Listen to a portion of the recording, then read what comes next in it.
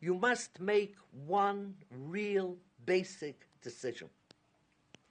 If you think that you are fighting, giving your lives, as you saw many of your closest friends give their lives, only for the defense of Israel, for the 3 million Jews are in Israel, I'm telling you, and it may shock you, it's not worthwhile. The 6 million Jews that went to their death chambers during the war were not worse than we are. We're not one iota better than they were. But because I'm convinced that the very existence, the future of the Jewish people depends upon Israel being free and safe or not. That's the decision you young people have to take. And if you take that decision, from that stems everything else. And since I've taken that decision a long, long time ago, I haven't been in any wars. I haven't faced the enemy on the battlefield. But this I know. Therefore, Chaverot and Chaverim and Chaver Bahat, everything else is secondary. Some people, I'm sure peace-loving people, thought, well, this is the decision to be made. Either a world war or throw Czechoslovakia to Hitler. And I happened to be in London when Chamberlain came back from Munich. I'm convinced that Chamberlain wanted peace, and he weighed. Little Czechoslovakia, sorry for them.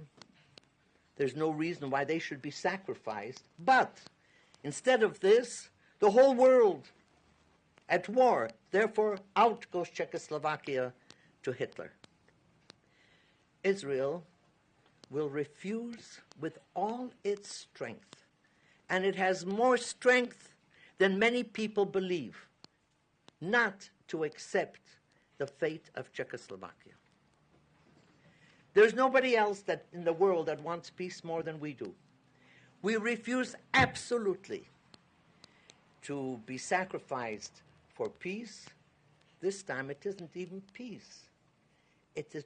We're to be sacrificed for oil. We're to be sacrificed for billions and billions of dollars in the hands of a handful of people. We want everybody to be warm in winter.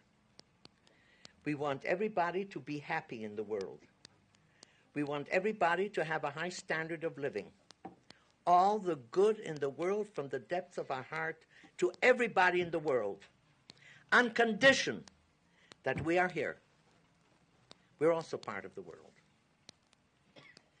This our enemies must know, and this the best of our friends must know. We say this, and I'm not speaking for government. Now I can say I'm speaking for the ordinary man and woman in the street, for every worker in the factory, for every doctor, for every professor. This is the struggle. This is the fight. And everything that makes Israel weaker, we are playing into the hands of the enemy. 85 vote one way. But my friends, the voting, and even Arafat's speech, was not as terrible as the applause, the hysterical applause. After all, the world has lived to see the head of butchers, the head of one who butchers children and women and men innocently standing at the platform of the United Nations. What a celebration.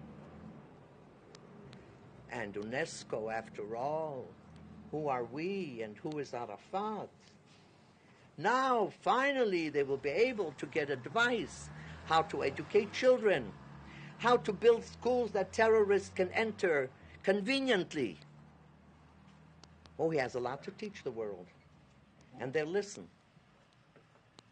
not the whole world, not everybody.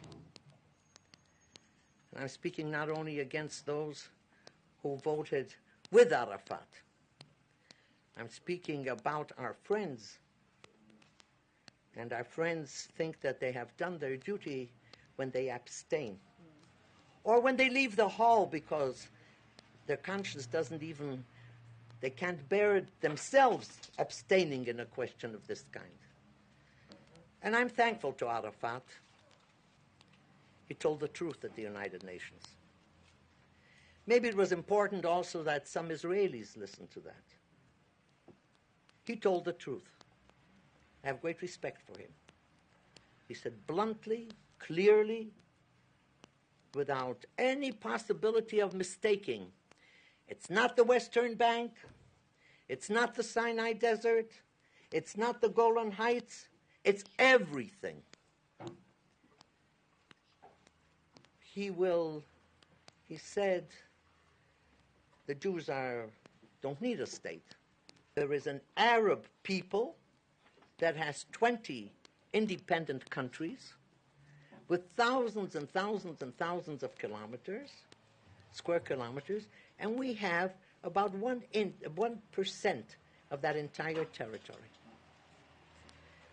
If Hussein hadn't gone to war in 1967, when he shouldn't have, when Eshkol asked him not to go to war, the West Bank would have been in his hands. If Assad hadn't gone to war, the Golan Heights would have been in Syria. If Nasser hadn't gone to war in 1967, the Sinai Desert and the Gaza Strip were in his hands. Where were the Palestinians then?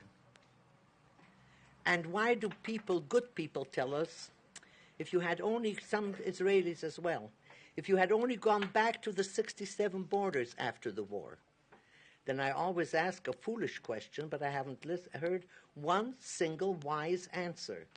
If the 1967 borders are so holy, why was there a war in 1967? All these territories were in the hands of Arab countries. We must explain that in 1948, there were 2 refugee problems, not one.